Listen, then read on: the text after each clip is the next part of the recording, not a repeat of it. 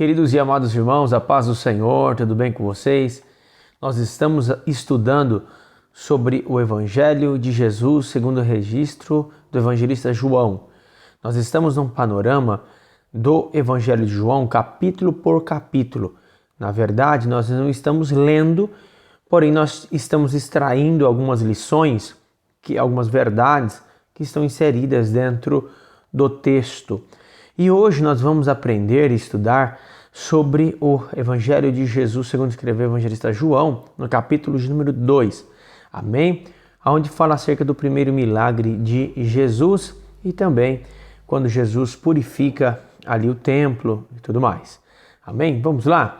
Tem algumas verdades que nós devemos destacar. Primeiro, a primeira divisão do texto vai do versículo 1 até o versículo de número 12. Quando fala do casamento em Caná da Galileia, quando Jesus, Maria, os discípulos e Jesus foi convidado para estar numa festa de casamento em Caná da Galileia. E aí a primeira verdade, a primeira lição, o primeiro ensinamento que eu quero extrair aqui para os irmãos, que é a importância, de Jesus estar presente em nosso relacionamento, em nosso casamento, em nossa família. Então a primeira lição é: Jesus restaura a alegria no casamento. A importância de ter Jesus como Senhor de nosso casamento é que Ele é a fonte da nossa alegria. Ou seja, ali o vinho representa a alegria. Faltando o vinho, faltou a alegria. Para que tenha alegria, prazer, satisfação em nosso casamento, nosso relacionamento conjugal, é necessário, é preciso que Jesus seja o Senhor da família. Que o Senhor Jesus seja o Senhor no casamento. E ali a alegria será o centro, a alegria, o prazer será o centro, porque Jesus é o centro desta família, deste casal, nesse casamento. Amém? A segunda lição que nós podemos aprender, nós podemos extrair aí desse trecho, do versículo 1 até o versículo de número 12, é a dependência dos pais. Porque observe ali, Maria, ela observa que acabou o vinho e ela vem interceder, sabendo ali quem é Jesus, apesar de Jesus não ter notoriedade ainda, porque não havia realizado nenhum milagre ainda. Esse foi o primeiro milagre, quando João aqui chama de sinal, não é? Então você vai observar que quando ela fala que acabou o vinho, e Jesus diz: mulher, não é chegado a minha hora, ou seja, no tempo exato, no tempo certo eu vou se manifestar. E aqui mostra uma lição maravilhosa, porque a segunda lição é a dependência dos pais. Precisa ter data e hora para acabar. Ou seja, a importância dos pais entenderem o tempo dos seus filhos. Há um tempo exato.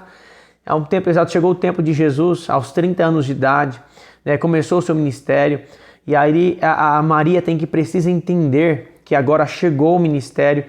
E na verdade aquele que ela gerou é o Filho de Deus. Para cada filho, que é uma criação, na verdade talvez na mesma família, com o mesmo estilo de criação, porém cada filho tem um período de dependência, mas é necessário nós termos esse tempo e encaminharmos os filhos para a vida, e cortar esse cordão umbilical. Amém?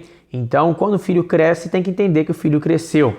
Amém? E ali Jesus, ele se manifesta com o primeiro milagre, e os servos ali, a partir de que Maria diz, olha, façais tudo que ele vos mandar, faça tudo o que ele vos pedir. E ali Jesus vai iniciar então o seu ministério, o seu primeiro milagre em Caná da Galileia.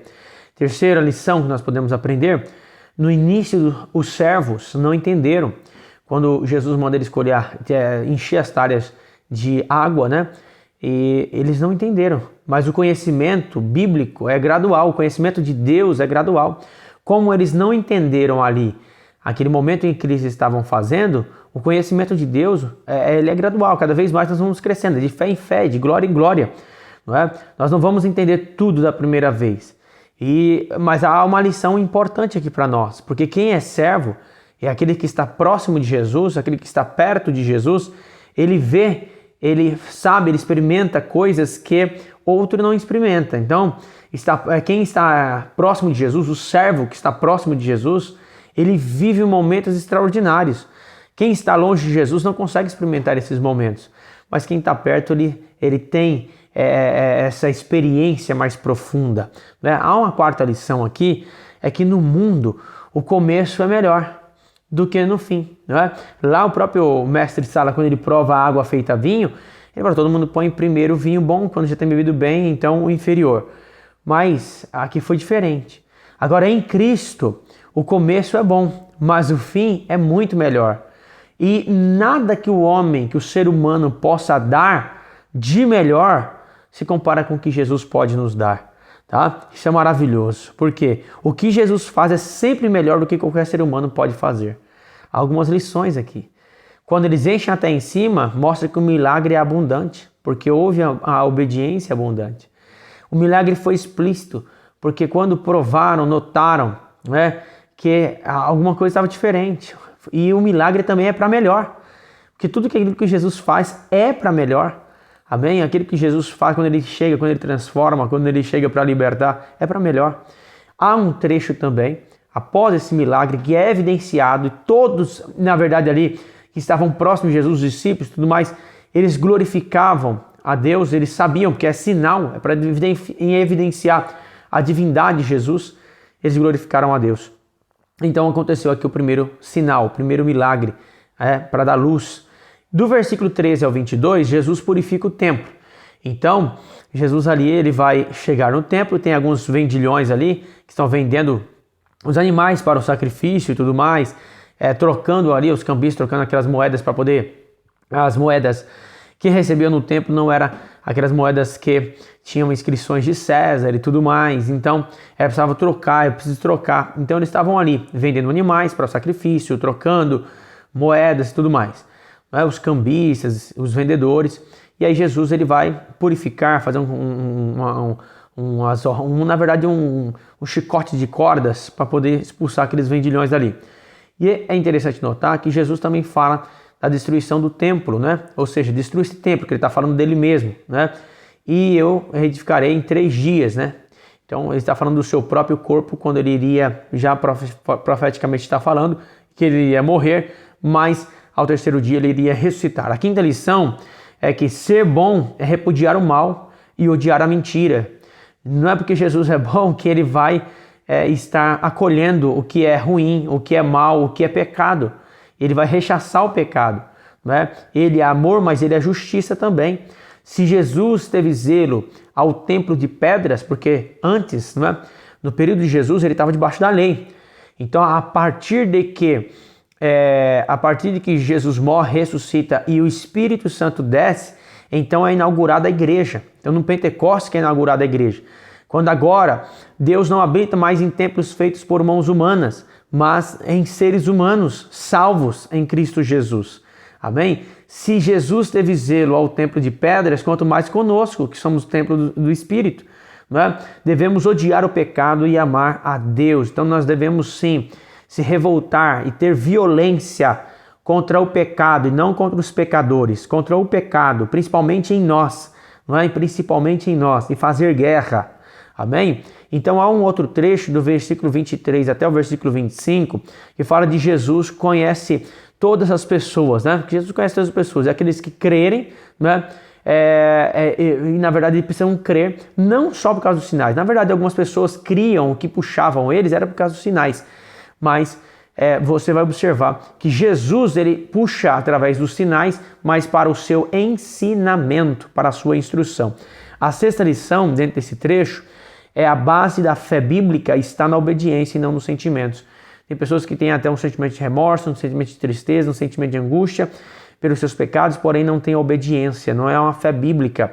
Então, os sinais sim, eles vão evidenciar e vão puxar as pessoas para aqueles, mas nem todos aqueles que participaram de sinais, como foram lá no deserto, né, eles creram, eles viveram em obediência. É necessário sim provarmos de sinal, é importante, mas o que é mais necessário é uma fé bíblica, ou seja, que está na obediência e não simplesmente nos sentimentos ou nos sinais milagrosos, simplesmente. A sétima lição, quem crê em Jesus, mas não assume um compromisso com Ele, se encontra no mesmo nível de fé que os demônios. Por quê? Porque os demônios creem e estremecem, mas eles não obedecem. Então, não é necessário simplesmente crer, saber da existência de Cristo, de Deus, saber quem Ele é. Simplesmente é necessário nós obedecermos a Sua palavra e vivermos segundo a Sua vontade e cumprirmos e sermos obedientes. Sabe que Jesus é aquele que traz alegria em todos os nossos relacionamentos. Sabe que Jesus, Ele é zeloso pelo templo, que através do seu sacrifício, Ele fez com que nós fôssemos templos do Espírito, que através do seu Espírito habita em nós. Então, Ele zela por nosso corpo, nosso físico, no ser integral, espírito, alma e corpo. Então, cuidado, creia no Evangelho, creia em Cristo Jesus, obedeça-o em nome de Jesus e zele do templo que Deus Ele construiu através do seu sacrifício vicário na cruz do Calvário e tem alegria e prazer na vida cristã. Lá as talhas cheias de água representavam a lei. Já agora, ela transformada água em vinho, ele está falando de um tempo novo, de algo novo que começa. É graça, é favor imerecido. Agora é uma vida de obediência por amor. Deus abençoe vocês em nome de Jesus.